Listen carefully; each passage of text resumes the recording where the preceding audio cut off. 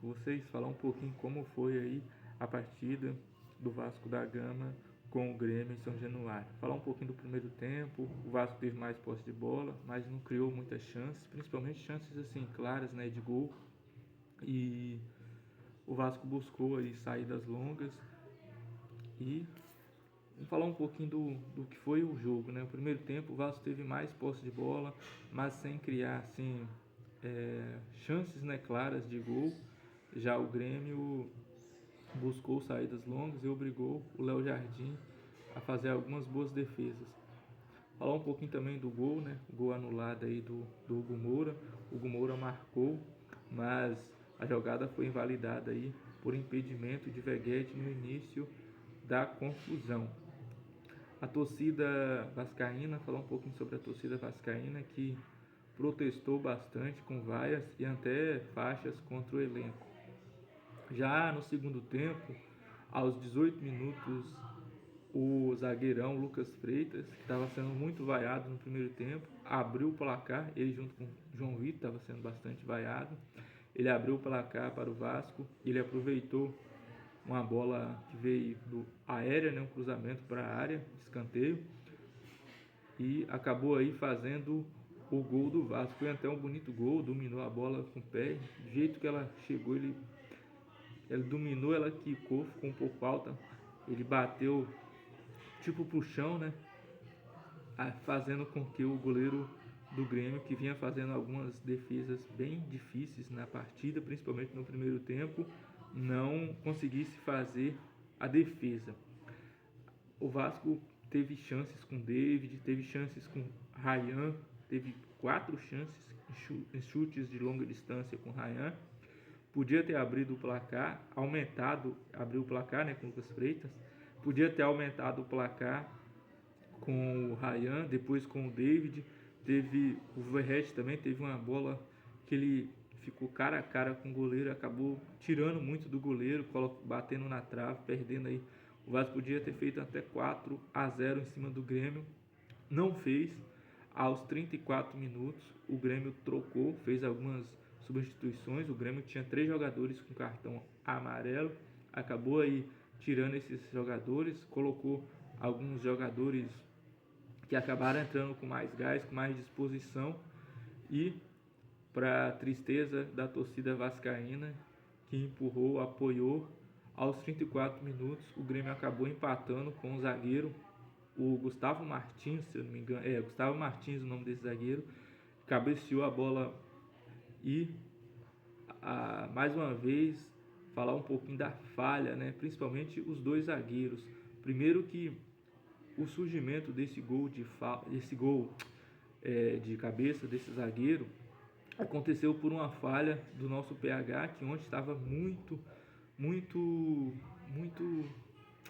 ele não é assim, ele estava muito, qual é a palavra, gente? Ele estava muito inconstante na partida, falhando muito, errando muito, passos bobos, dribles que ele não erra, ele estava errando, perdendo.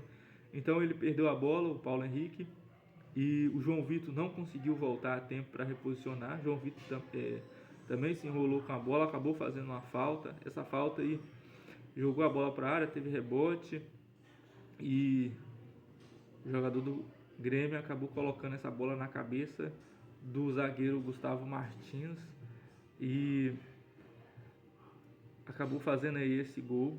Mais uma vez uma falha do PH, mais uma vez uma falha aí do João Vitor. Já nos minutos finais o Vasco foi para cima, o nosso Fernando Diniz aí tirou, né, um zagueiro, colocou o Cocão, colocou o Hugo Moura como zagueiro, mas tentou ir para cima, pressionou, tentou avançar, mas acabou aí esbarrando no goleirão aí, o Volpi, né, do Grêmio, e acabou aí, o Vasco teve muito desperdício, finalizou bastante, mas não conseguiu concluir a gol, fazer o gol. O que interessa é o gol, né, meu amigo? Então, com esse empate aí, minha amiga, o Vasco chegou a 14ª, chegou a 14 pontos e permanece perigosamente próximo lá à zona da confusão, a zona de rebaixamento. Então, Então provavelmente aí em 14º, 15º. Já o Grêmio foi a 17 pontos, ganhando um alívio na tabela, assumindo a posição aí intermediária, em torno aí de 12º lugar, dependendo aí do final da rodada, né, da complementar de toda a partida, toda a tabela, né. No finalizar aí desse domingo, descobriremos aí a posição do Vasco. A torcida do Vasco fez muita pressão, teve muitas faixas contra o elenco, principalmente jogadores específicos como João Vitor, Lucas Freitas, que vinha muito mal, acabou se destacando aí com gol Lucas Freitas, mas sua comemoração emocionada acabou até viralizando.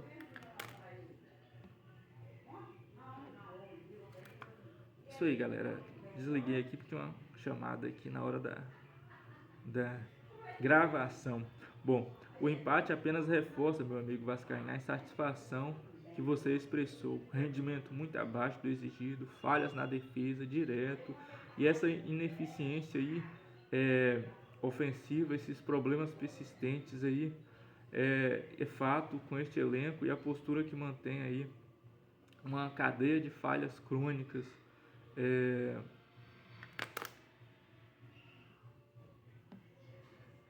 uma cadeia de falhas crônicas.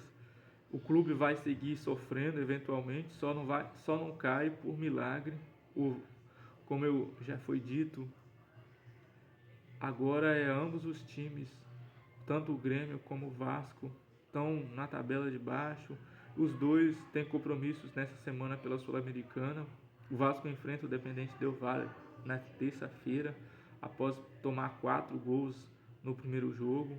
O Grêmio vai receber o Alianza Lima na quarta-feira, e já no Brasileirão o Vasco vai enfrentar aí, né, o Vasco precisa reagir urgentemente para conseguir aí uma melhor melhorar aí na tabela, porque o time vem muito mal, a situação se agrava cada vez mais. E o que dizer do Fernando Diniz? Na minha opinião, o Fernando Diniz errou ontem. O Fernando Diniz poderia ter, sabe, colocado mais um atacante. Ele acabou aí vacilando quando ele acaba tirando um atacante e colocando o Cocão, que sempre quando ele entra nos jogos, o time do Vasco, ele tem dado azar, infelizmente, ao Vasco. Só que assim, tem muita gente que, eu tô vendo aqui, muita gente pedindo a cabeça do Diniz, que tal a gente, galera, começar a pedir a cabeça de realmente quem interessa, que é Pedrinho e Felipe, que tá na hora. O treinador não é o problema no momento, o grande problema é esse elenco sem reposição, e não tem nenhuma reposição de qualidade, e que a dupla aí de amiguinhos, Pedrinho e Felipe, montou esse time, um time muito fraco. Então, quando um treinador não consegue enxergar que o seu zagueiro falha em todos os jogos, entrega gols, compromete as partidas, o problema, na maioria das vezes, tem que cair sobre ele, né? Só que a diretoria tem diversas falhas, mas no campo de jogo, realmente, esse jogador, o João Vitor, tem entregado muito, galera. Então, o treinador realmente tem culpa pela substituição, né? É uma porcaria tirar um atacante e colocar um volante. Isso realmente cagou no time. Sem falar que o João Vitor, todo jogo, entrega, só faz lambança junto com o amiguinho PH. Então o Pedrinho e Felipe tem que ir para casa do caralho. Diz muito as galera tá dizendo aqui nos comentários, não é nem uma opinião minha, mas realmente o Felipe tem culpa nisso, porque ele é o diretor técnico. O presidente Pedrinho precisa agir, fazer contratações aí pontuais. Então a culpa não é do Fernando Diniz. Trouxeram jogador que no começo da temporada não se planejaram nada, o elenco para as competições, e agora que eles têm que cair na real, porque não tem condição de disputar nada. Infelizmente, o poço pro associativo não tem fim, galera. Então, esses dois aí precisam realmente estar longe do time. A galera tem que pedir sim a cabeça deles, mas não vai acontecer. Então o mais plausível é, infelizmente, ver mais um treinador ir embora do Vasco, porque esses caras não vão sair. O Vasco até evoluiu demais com o Diniz, o time cria muito mais do que outros treinadores, porém demora muito para mexer, e quando ele mexe, acaba aí mexendo mal, e o time, por exemplo, entrou o Cocão porque de atacante tinha um Lloyd e o Alex Teixeira. O Lloyd entrou no time mais tarde, no finalzinho, mas galera, eu tô com o Diniz aí, colocar o Alex Teixeira. Então aí na cadeia de demissão atual, a principal aí tem que ser a do Felipe Loureiro, o diretor técnico aí desse time. Só assim para a torcida começar a ver alguma mudança de postura por parte aí do presidente Pedrinho. Ele vai fazer isso? Não. A coisa mais ignorante é achar que tudo é culpa do técnico. É sempre pedem, a maioria das vezes, a cabeça aí do treinador. Podia ser, galera, o treinador aí, vamos lá, o Ancelotti, que não ia adiantar muita coisa, não daria jeito. Então, vocês têm que acordar, comentem aí, coloca a sua opinião aí, o que você acha. Você acha que a culpa é do Diniz, dos jogadores? O técnico pode fazer milagre? De vez em quando ele faz, mas não é sempre. Então aí, galera, após a saída do Carille, a responsabilidade já não é mais do treinador. O Carille deixava o campo sendo chamado o quê? De burro. Vai fazer a mesma coisa com o Diniz? Ontem, Diniz errou ao recuar o time, isso é fato. Então a cabeça de todos aí deveria ser pedida. Inclusive, muitos torcedores aí que acabam sendo coniventes aí com o time. Agora, muitas torcidas organizadas realmente estão compradas aí nessa diretoria aí do Pedrinho. Então, se eu sou o Diniz, eu meto o pé e vou curtir a família. Então, não é uma questão de culpa, e sim de inteligência estratégica. A diretoria do clube está falhando, mas o técnico também é quem resolve ou não, né, os problemas aí de campo, e o treinador precisa fazer alguma coisa. É isso, galera. Falar um pouquinho. O Eurico, né, tinha todos os defeitos. Quem lembra aí do Eurico Miranda, já falecido, mas dava as caras. Já o Pedrinho é um covarde que se esconde. Então vamos fazer o que exatamente? Porque se instigar no Instagram, a pessoa é bloqueada, as contas são desativadas, a resposta de história da conta oficial do clube, quando protesta no hotel, toma surra de segurança. Daqui a pouco o que? Até torcidinha organizada, vagabunda, vai estar batendo em torcedor comum para defender aí essa corja aí. Não há muito o que dizer. Então o Diniz não tem culpa na montagem do elenco do Vasco, mas você tira um zagueiro para colocar um volante, é brincar, né, galera, com o torcedor. Então, como que o treinador não é o problema? Então, tu sabia que teu treinador só venceu 3 jogos em 15 partidas? Então, é simples. O time do Cruzeiro, que está em primeiro lugar, não ganhava nada com o Diniz. E o Diniz tinha peças lá para trabalhar com esse time. Então, às vezes o treinador encaixa, às vezes o treinador não encaixa. A primeira vez que o Diniz chegou no Vasco também não encaixou. Só que assim, colocar a culpa no Diniz, por outro lado, não é no Vasco hoje, não é o problema. Talvez no Cruzeiro podia ser. Até porque já passaram vários treinadores, vários estilos com esse mesmo elenco e nada foi resolvido. Os únicos que se mantêm são ele. Os enviados, né, segundo o Pedrinho, enviado de Deus, e o escudeiro dele, Felipe. Então, no mundo ideal, caíram todos os treinadores. Então, provavelmente, Diniz, muito provavelmente, vai cair. Então, não dá para colocar na conta do Pardal. Por mais que ele enfiou o time lá atrás, com 200 volantes, 500 zagueiros, mas não dá para falar isso. Então, o time estava vencendo, ele acabou tirando um atacante, colocou um volante que não joga bem há mais de um ano. Mas também, qual opção o cara tinha? Diz aí, qual opção o Diniz tinha? Não tem uma contratação para ele colocar. Então, tivemos 2 janelas nesse período, mas nada. Felizmente, é mais um dia sem vidro dentro do carro, mandando em direta e dizendo que o Vasco está no caminho certo. Esse é o Diniz. Vamos torcer para na terça-feira acontecer, mas acho difícil. Então, muita gente aí falando que sentiu falta do Coutinho.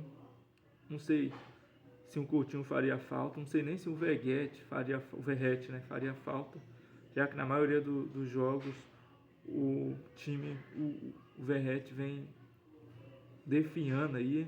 Ontem podia ter feito o gol da vitória, aquela bola na trave ele não fez. Então é um jogador que parece que cansou, o time com ele fica muito lento, o time com o Coutinho também fica muito lento. Então, meu amigo vascaíno, comenta aí o que você acha desse jogo aí, Vasco e Grêmio em São Januário. A torcida fez a parte dela, apoiou, colocou lá placas, né, dizendo que os jogadores são caros, muito bem pagos, recebem em dia, mas não dão sangue pelo Vasco, não dão a vida pelo Vasco, não contribuem no jogo. Os jogadores já entram cansados, PH mesmo ontem muito sonolento, perdendo muitas bolas. O gol do empate realmente foi culpa dele, porque ele que perdeu a bola. Depois o João Vitor teve que agarrar o jogador lá para fazer a falta, surgindo aí a falta, e a bola acabou sobrando no pé de um jogador do Grêmio que tocou para o zagueirão lá fazer o gol. Meu amigo, se inscreve no canal, você que não é inscrito ainda, você que está aqui até agora, comenta aí o que você achou desse jogo. Vasco 1, Grêmio 1. O Vasco aí teve bastante chances, teve mais posse de bola, mas acabou essas chances aí não resultando aí na vitória do Vasco. O Coutinho consegue lesionado, o Coutinho provavelmente não deve retornar nesse jogo de terça-feira. O Vasco provavelmente vai ser eliminado, porque sim, com o Grêmio, que está vivendo uma fase horrível, o Vasco não conseguiu vencer, vai vencer o Independente Del Valle. O time que estava 10 jogos aí invicto, agora 11 jogos, que meteu 4 no Vasco, fora o goleiro Léo Jardim ter sido aí o melhor jogador da partida entre Independente Del Valle e Vasco pela Copa Sul-Americana. Então, se um goleiro for o melhor da partida e o Vasco tomou 4, imagina o que pode acontecer em São Januário, terça-feira. Então, espero pelo menos uma vitória do Vasco, mas não acredito que vá se classificar. Acredito em 1-0, 2-0 para o Vasco. Vamos ver. Esse time não precisa mais da Sul-Americana, já era. Agora é focar no Campeonato Brasileiro para não cair para a segunda divisão. Porque se esse time, com esse associativo aí do Pedrinho, cair para a segunda divisão, a instituição Vasco da Gama, o clube Vasco da Gama, que antigamente na era 777 era chamado de Vasco da Grana, hoje tá mais Vasco da Lama, tá mais um time perdido. Vamos lá, se inscreve aí no canal, vida que segue, curte aí, comenta, compartilha nos seus grupos aí de Facebook, WhatsApp. Valeu, tamo junto, forte abraço, até a próxima.